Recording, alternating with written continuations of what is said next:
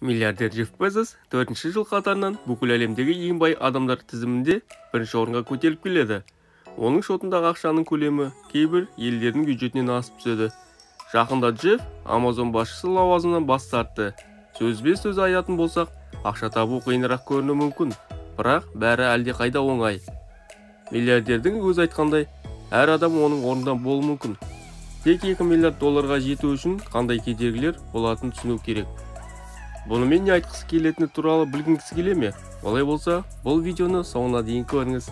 Сіз миллионер жазбасы арнасындасыз. Кедейліктен шаршадыңыз ба? Онда осы арнаға жазылу батырмасын басыңыз. Джефф Безос әлемге әйгілі Amazon компаниясын әр кірпіштен тұрғызды. Әрине, оның кеткені туралы хабар бүкіл әлемді дүр сілкіндірді.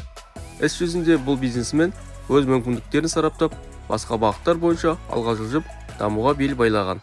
Қалай миллиардер болам деп ойлайсыз? Өйткені дәл қазіргі жағдайыңыз сіздің әрекетіңіздің нәтижесі ғана. Бизнестің өзі ақша табу қиын емес екенін бірнеше рет мойындады. Барлығы көп ақша тапқысы келеді, бірақ ешкім нақты қалай ақша табу керектігін сараптамайды. Барлық мәселе адамның қай бағытта болуында. Көбінесе көптеген адамдар ақшасының қалай жұмсалатынын байқамай қалып жатады.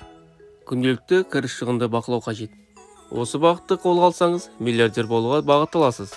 Сіздің қаражатыңыз саусақтарыңыздан арасынан өтіп жатыр.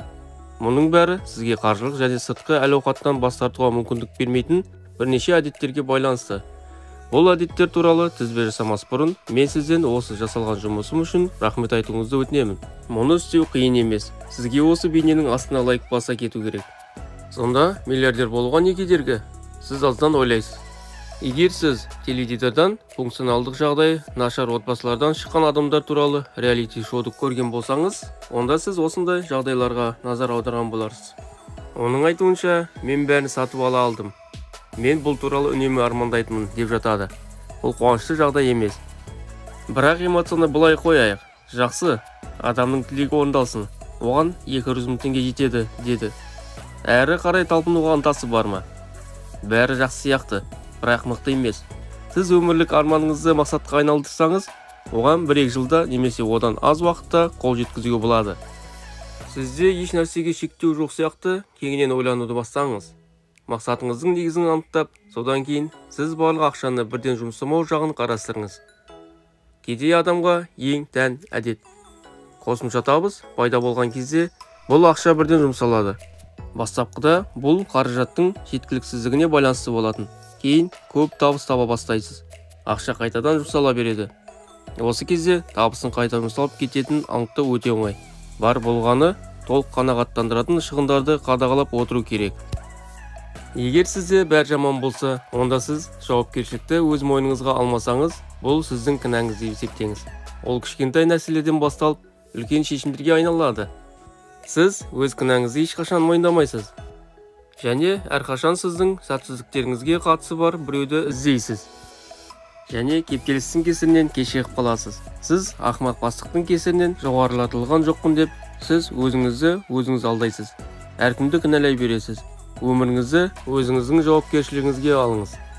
Ақшаға қатысты. Өміріңіз сапалы болу үшін жауапкершілікті өз мойнына алуға дайын болумен табыс мөлшері арасында тікелей байланыс бар. Және сіз өмірге деген көз қарасыңызды өзгерткеннен кейін де миллиондаған ақша сізге бірден келмейді. Бірақ кем дегенде ол миллионды жасап алуға мүмкіндік көп болады. Азғантай байлық. Сіз тәуекелге баруға қорқасыз. Бұл әрекет жасауға арналған ең жақсы нұсқаулық болып есептелмейді. Егер сіз жұмысыңыздан орташа жалақы алатын болсаңыз, бәрін тастап жаңа жұмысты бастаңыз. Жақсылыққа ұмтылу жолында барлық жақсылықты жоғалтуыңыз мүмкін. Болашақта өміріңіздің соңына дейін осындай қалыпты жағдайда бай болуға дайынсыз ба? Кез келген тәуекелді әрекеттің табысқа жету мүмкіндігін арттыратын негізгі есептер болу керек. Бірақ бәрібір мұны істеу керек.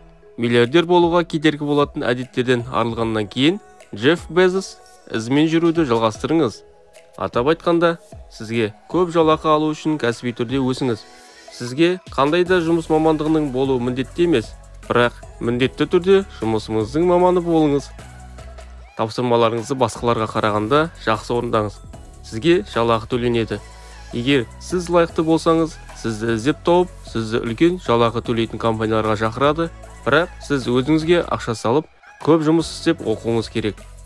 Өз бизнесіңізді ашыңыз. Жалдамалы жұмыс күші салыстырмалы түрде айтатын болсақ, тұрақты және сенімді. Бірақ сізде әрқашан жалақымен және кейбір жағдайларда бонустармен өшінетін жалақының шегі болады.